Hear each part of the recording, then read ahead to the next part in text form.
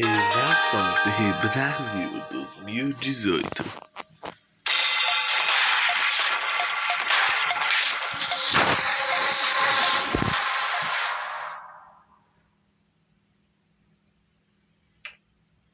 Livre para todos os públicos.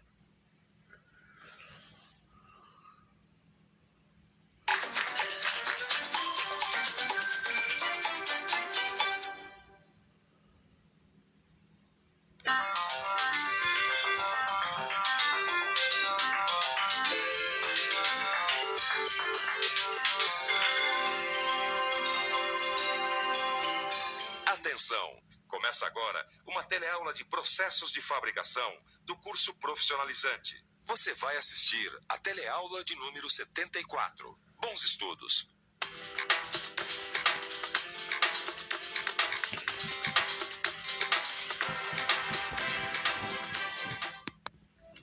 Só não vê quem não quer. Hoje, a formação profissional é o passaporte para o mundo moderno. Quem não tem formação, fica de fora.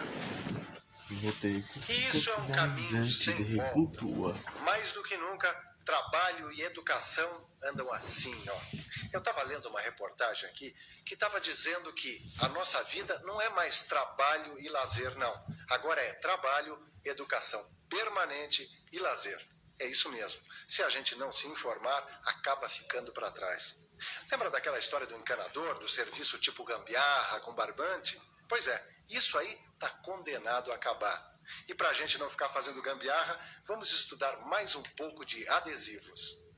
Hoje você vai aprender as principais causas de falha numa montagem rosqueada e como os adesivos podem evitar esses problemas. Vai ver como os adesivos também são úteis na vedação e nas montagens de circuitos eletrônicos. Tá aqui a prova. Para consertar uma máquina de um cliente aqui da minha oficina, eu vou ter que fazer, entre outras coisas, a junção de duas peças roscadas. É um serviço simples, só que para esse serviço ser bem feito, eu preciso entender bastante de adesivos. Vamos ver como é? Então preste atenção, porque a nossa teleaula de hoje já está começando.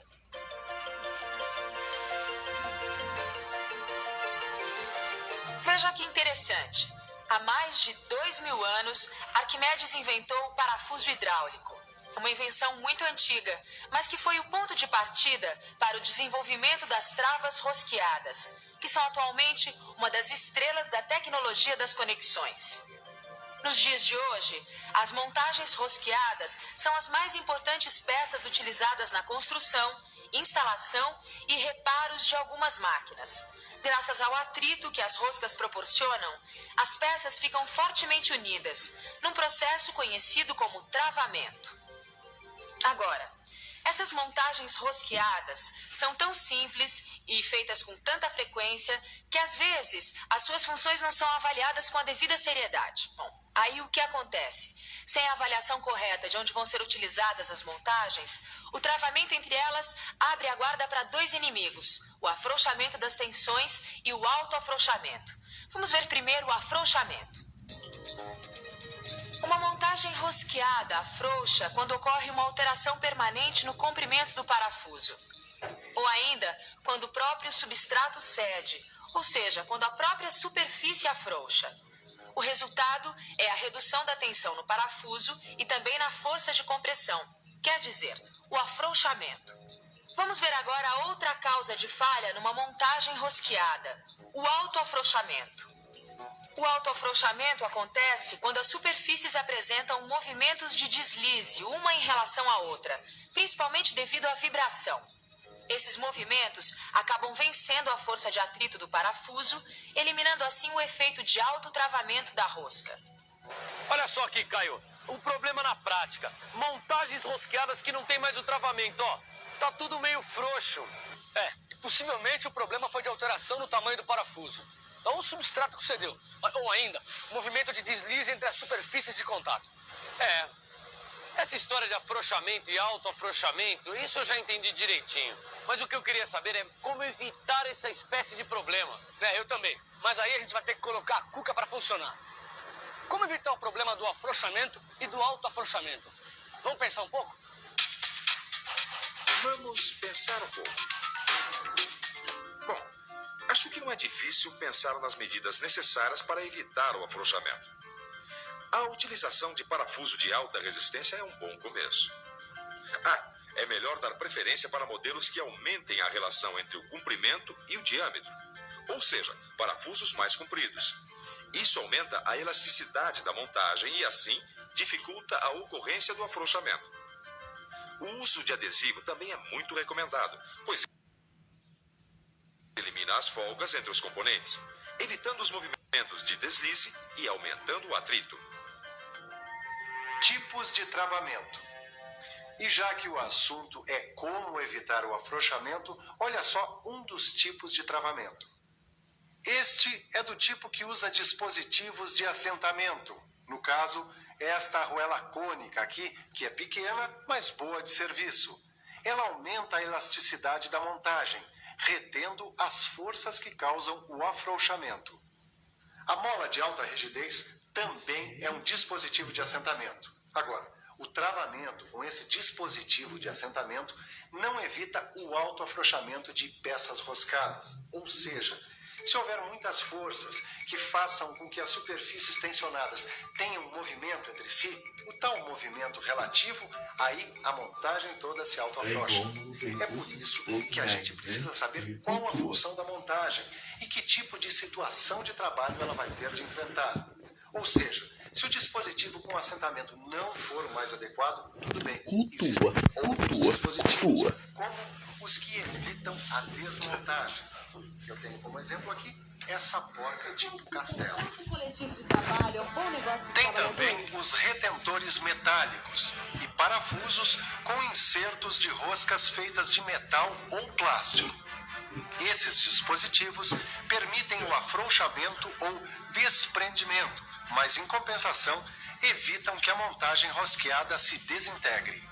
Tem também um outro tipo de travamento, com dispositivos que evitam o autoafrouxamento, como os parafusos e porcas serrilhadas, os parafusos estriados e, é claro, os adesivos. Agora, como os adesivos são o assunto principal dessa nossa teleaula, você poderia me responder por que os adesivos estão entre os meios mais eficazes para o travamento de parafusos? Essa eu sei. Os adesivos, inclusive os anaeróbicos, eles são muito eficazes, porque sendo líquido, eles preenchem completamente todas as folgas entre as roscas, favorecendo assim o travamento. Pronto, Tito. Ó, agora lá dentro, sem ar, o adesivo vai curar, se transformando num sólido super resistente. Aí, ele vai usar a própria rugosidade da rosca como apoio, para evitar qualquer movimento. É uma trava em tanto, hein? É, Caio, mas a gente não pode esquecer que os adesivos não podem ser passados assim sem mais nem menos, né? Sem cuidados não dá. É isso mesmo. Ó, na hora de passar o adesivo tem umas dicas. Quer saber? Então olha só.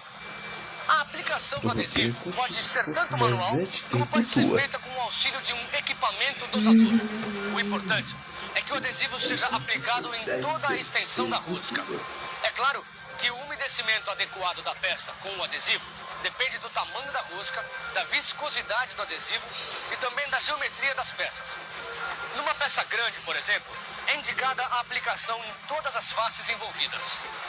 No caso de roscas com furo cego, o adesivo deve ser aplicado desde a parte interior do furo.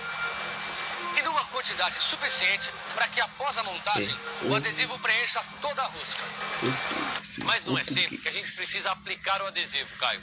Como não, Tito? Aí a montagem vai apresentar problemas de autoafrouxamento. Não, calma, Caio. O parafuso já vem com adesivo. É o parafuso pré-aplicado. Ó, Tito, por que você não me falou isso antes? Nada a ver, Caio. Os parafusos pré-aplicados, eles garantem grandes ganhos de qualidade e são usados em linha de montagem contínua, de alta produção, onde seria uma perda de tempo ficar passando adesivo em parafuso por parafuso. Esse não é o nosso caso. A gente está aqui para aprender. E aprender não tem pressa.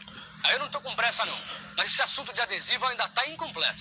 Mas como incompleto, Caio? Ah, Tito, falar em adesivo não é só falar em travamento, mas também em vedação. Não é que ele tem razão? A vedação é um assunto muito importante no mundo das máquinas. Afinal, os materiais de vedação evitam que os gases e líquidos que circulam pelas máquinas se misturem ou vazem. Flanges como essas aqui são elementos de máquina muito usados como sistema de vedação de fluidos. Elas são classificadas como sistemas estáticos, muito embora se movam por causa da vibração, da temperatura, da variação da pressão e até mesmo por choques e impactos. Mas o importante agora é saber como se dá a vedação da flange e quais os seus tipos. Você sabe? Então, fique por dentro. Fique por dentro. O assunto agora é vedação de flange.